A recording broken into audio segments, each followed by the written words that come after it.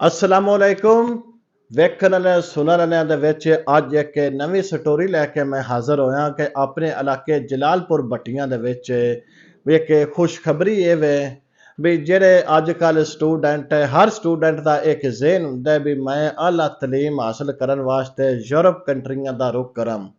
ਉਹਦੇ ਵਾਸਤੇ ਜਲਾਲਪੁਰ ਭੱਟੀਆਂ ਦੇ ਵਿੱਚ ਜਲਾਲਪੁਰ ਭੱਟੀਆਂ ਦਾ ਰਹਿਸ਼ੀ ਅਲੀ ਰਿਆਨ ਮੇਰੇ ਨਾਲ ਮੌਜੂਦ ਹੈ।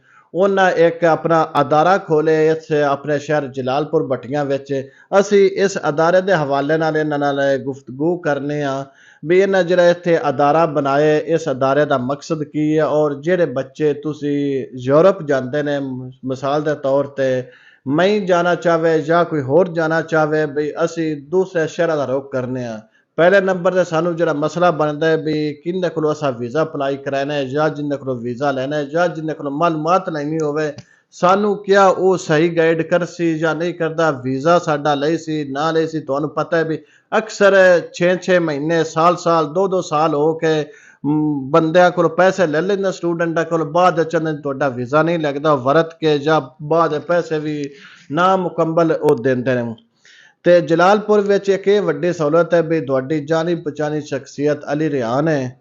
ਕੋਈ ਐਸਾ ਮਸਲਾ ਵੀ ਨਹੀਂ ਜੇ ਅਗਰ ਤੁਹਾਡਾ ਵੀਜ਼ਾ ਅਪਲਾਈ ਹੁੰਦਾ ਹੋਵੇ ਤਾਂ ਵੀ ਦੱਸਦੇ ਸਨ ਜੇ ਨਾ ਵੀ ਲੱਗਦਾ ਹੋਵੇ ਤਾਂ ਵੀ ਦੱਸਦੇ ਸਨ। ਜਿਹੜਾ ਵੱਡਾ ਸਨ ਮਸਲਾ ਪ੍ਰੋਬਲਮ ਹੈ ਪੈਸਿਆਂ ਦੀ ਵੀ ਸਾਡੇ ਪੈਸੇ ਨਾ ਖੜੀ ਨੇ ਉਹ ਵੀ ਅਲਹਮਦੁਲਿਲਾ ਇੱਥੇ ਆਪਣੇ ਸ਼ਹਿਰ ਦੇ ਵਸਨੀਕਾਂ ਦੀ ਵਜ੍ਹਾ ਤੋਂ ਕੋਈ ਮਸਲਾ ਨਹੀਂ।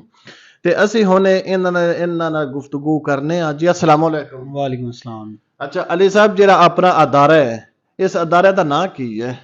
बिस्मिल्लाहिर्रहमानिर्रहीम। बड़ी मेहरबानी तुसी आए और तुसी ये अज इंटरव्यू कंडक्ट किया। इस अदारे का नाम फ्यूचर फ्लाइट अब्रॉड कंसलटेंट है जिसका मकसद ये कि बच्चे ਜਿਹੜੇ ਬਾਹਰ ਸਟੱਡੀ ਵੀਜ਼ੇ ਵਾਸਤੇ ਜਾਂਦੇ ਨੇ ਉਹਨਾਂ ਵਾਸਤੇ ਚੀਜ਼ਾਂ ਨੂੰ ਆਸਾਨ ਕੀਤਾ ਜਾਵੇ।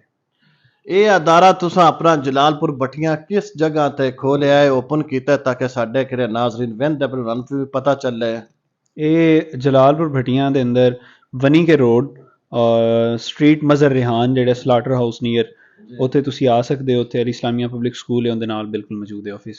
ਅੱਛਾ ਇਹ ਤੁਸੀਂ ਆਫਿਸ ਇੱਥੇ ਬਣਾਇਆ ਅਦਾਰਾ ਇੱਕ ਓਪਨ ਕੀਤਾ ਹੈ ਇਹਦੇ ਵਿੱਚ ਹੁਣ ਤੁਸੀਂ ਆਪਣੇ ਇਲਾਕੇ ਜਲਾਲਪੁਰ ਭੱਟੀਆਂ ਨੂੰ ਕੀ ਸਹੂਲਤ ਸਟੂਡੈਂਟਾਂ ਦਾ ਵੀਜ਼ਾ ਉਹਨੂੰ ਕੀ ਸਹੂਲਤ ਤੁਸੀਂ ਦੇਣਾ ਚਾਹੁੰਦੇ ਹੋ ਕੀ ਦਿੰਦੇ ਹੋ ਮੁਹੱਈਆ ਕਰਦੇ ਹੋ?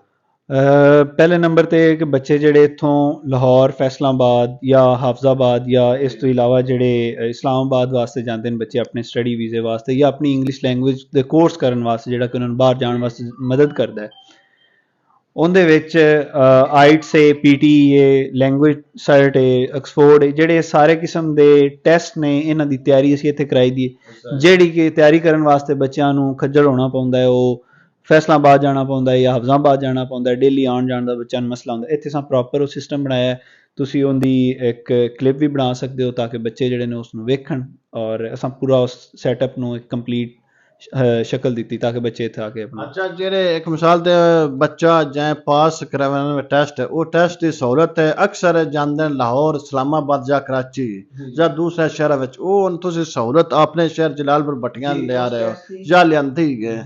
ਉਸ ਟੈਸਟ ਦੀ ਜਿਹੜੀ ਤਿਆਰੀ ਹੈ ਉਹ ਇੱਥੇ ਮੁਕੰਮਲ ਅਸੀਂ ਕਰਾਵਾਂਗੇ ਇਨਸ਼ਾਅੱਲਾ। ਅੱਛਾ ਤਿਆਰੀ ਉਹ ਇੱਥੇ ਵੀ ਦੇਖਾਂ ਟੈਸਟ ਮੁਰ ਜਿੱਥੇ ਹੋਵੇ ਤਾਂ ਉੱਥੇ ਕਿਉਂਕਿ ਉਹ ਟੈਸਟ ਜਿਹੜਾ ਹੁੰਦਾ ਉਹ ਇੱਕ ਦਿਨ ਦਾ ਹੁੰਦਾ ਹੋਵੇ ਤੇ ਉਹਦੇ ਵਾਸਤੇ ਬੱਚੇ ਨੂੰ ਓਬਵੀਅਸਲੀ ਜਿਹੜਾ ਉਹਨਾਂ ਦਾ ਅਫੀਸ਼ੀਅਲ ਸੈਂਟਰ ਹੁੰਦੇ ਨੇ ਉੱਥੇ ਜਾਣਾ ਪੈਂਦਾ ਹੋਵੇ ਲੇਕਿਨ ਉਸ ਦੀ ਤਿਆਰੀ ਵਾਸਤੇ ਜਿਹੜਾ ਉਹ ਇੱਥੇ ਪ੍ਰੋਪਰ ਜਿਹੜਾ ਉਹ ਸਿਸਟਮ ਔਰ ਕਲਾਸਰੂਮਸ ਨੂੰ ਅਸਾਂ ਰੈਨੋਵੇਟ ਕੀਤਾ।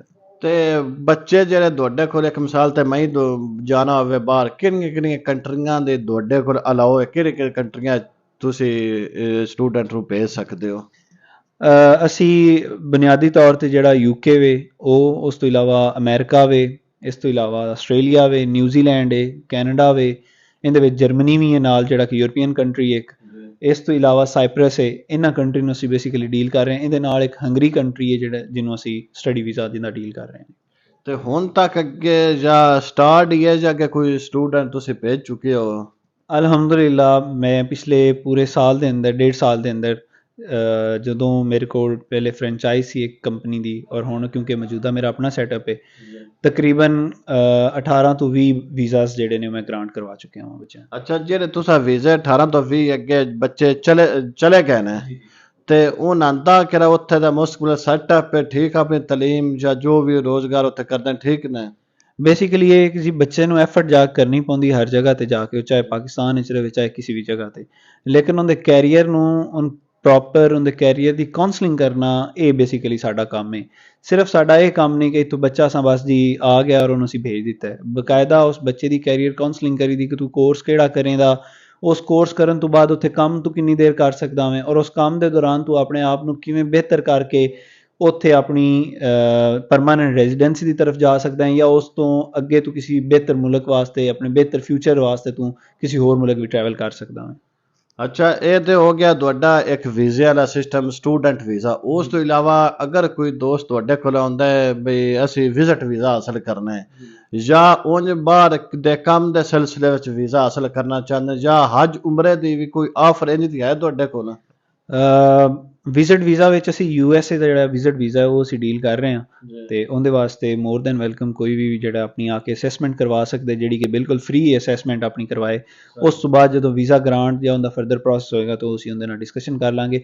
ਇਸ ਤੋਂ ਇਲਾਵਾ ਜਿਹੜਾ ਹਜ ਉਮਰਾ ਔਰ ਜਿਹੜੀਆਂ ਬਾਕੀ ਸਰਵਿਸਿਜ਼ ਨੇ ਉਹਨਾਂ ਨੂੰ ਅਸੀਂ ਡੀਲ ਨਹੀਂ ਅਜੇ ਕਰ ਰਹੇ। ਕਰੋ ਦੇ ਵੀ ਨਹੀਂ, ਜਾਂ ਕੋਈ ਬਾਅਦ ਹੈ ਕੋਈ ਕਰੋ ਦੇ ਇੱਕ ਵਾਰੀ ਇਸ ਸਿਸਟਮ ਨੂੰ ਚਲਾ ਕੇ?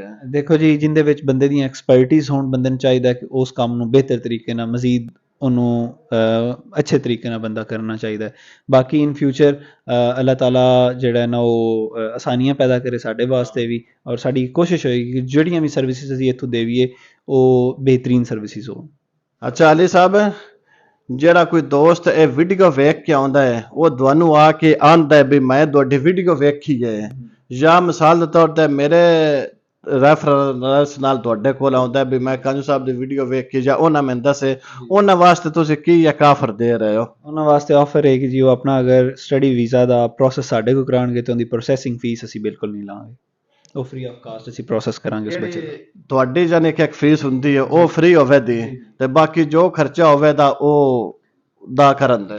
ਬੇਸਿਕਲੀ ਜਿਹੜੀ ਪ੍ਰੋਸੈਸਿੰਗ ਫੀਸ ਹੈ ਉਹ ਕਿਉਂਕਿ ਅਸੀਂ ਚਾਰਜ ਨਹੀਂ ਕਰਦੇ, ਉਹ ਸਾਡੇ ਐਂਡ ਤੇ ਹੁੰਦੀ ਹੈ।